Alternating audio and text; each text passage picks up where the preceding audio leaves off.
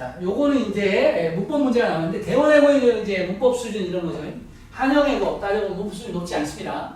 대원외고 문법 수준 한영보다는 높습니다. 그럼 대일외고하고 따져보면 대일외고, 명덕외고 문법 수준 거의 비슷하고요. 대원외고하고 따지면 문법 수준 비슷한데 대일외고하고 명덕외고는 주관식이 거의 안 나오니까 대원외고는 주관식이 나오고 작문이 나오기 때문에 문법력이 굉장히 세야 됩니다. 왜? 문장을 구성할 때 문법력이 딸리기 때문에.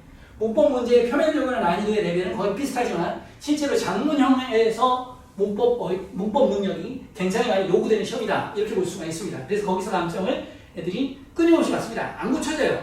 작문을 하면서 문법적으로 맞추는 능력, 문법의 종합적 능력을 평가받는 거라서 쉽게 뭐 한두 달 특강으로 이게 좋아지지 않습니다. 그래서 이렇게 된 거고 여기서도 보시면 간단하죠. 나는 유혹한다 아니면 나는 유혹된다. 나는 뭐뭐 하기를 단지 그들에게 말하기를 유혹하고 있다 이상하죠. 나는 뭐 말하고 싶고 유혹을 받는다. 그래서 I'm tempted, 능동수동 이런 간단한 문제들이 출제된 거예요. 그래서 어렵지 않다는 거죠. 또 이제 어렵지 않게 출제됐지만 또 하나가 뭐가 나오냐면 대세용법이도 돼. 그런데 이 대세용법도 틀린 학생들이 보면 아는데도 틀렸어요. 왜냐하면 문장을 5-6개 주고 다음 중 대세용법이 같은 것끼리 짝지어진 것을 고르시오 이렇게 많이 나왔는데 문제점이 이번에 틀린 학생들 보니까 지시사로 푼 학생은 다 틀렸어요. 왜냐면 지시사가 지시대명사도 있고 지시형용사도 있고 그런데 이번 시험에서는 지시대명사와 지시형용사까지 구분하는 문제였는데 접속사냐 관계대명사냐 아니면 대신 부사로도 쓰이죠. so의 의미로 쓰이죠. then much, so much, so에 쓰인 거냐 부사로 쓰인 거냐 아니면 지시사로 쓰인 거냐 이런 식으로 출제한 거죠.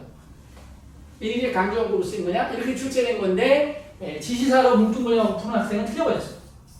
지시대명사, 지시형용사를 구분해서 시험 문제를 출제했기 때문입니다.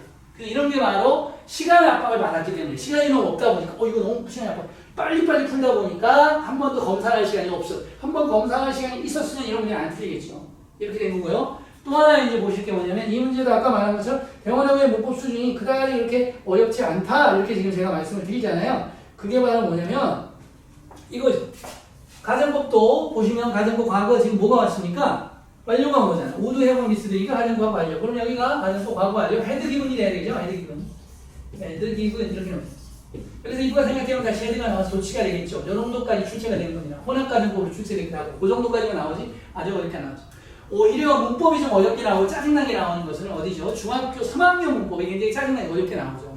그리고 그 문법도 틀린 경우도 많이 출제되죠. 예를 들어보면 if I had 이런 문제 실제로 이번에도 오답 시기가 있었는데 if가 생략되면 헤드가 나가냐 못 나가냐 이런 문제가 나왔었죠. 그리고 몇 년 전에는 이거에 대해서 대치동에서 어느 중학교에 출제가 됐고 어떤 학부모가 전화해가지고 이거에 설명을 해달라 이렇게까지 했습니다. 그래서 학교에서는 헤드가 앞으로 나가서 조치가 된다고 그랬는데 이 헤드가 뭔지를 봐야 돼요. 헤드가 헤드머니 이렇게 일반 동사로 쓰였다면 if가 생략될 때 헤드가 나가면 안 돼요. did가 나가서 did I have가 돼야 되는 거고 헤드 가정법 과거 완료로 쓰였어. 그때는 if가 생략되면 헤드가 튀어나가야 돼요. 이런 어떤 논리적인 헤드의 근본적인 게 뭐냐를 판단하고서 적용을 해야 되는 거지 헤드가 if가 생략되면 나가냐 안 나가냐 이렇게 문제를 풀어가지고 중학교 수준에서는 야 if가 생략되면 헤드 나가야지 이렇게 풀어서 오답시가 발생이 됐고 이번에서도 뭐 미사에서 나왔고 서초에서도 나왔고 이 오답시가 나왔었는데 교사용 지침서가 잘못된 건지 제가 가르치는 학생도 이거 한 개 틀렸거든요.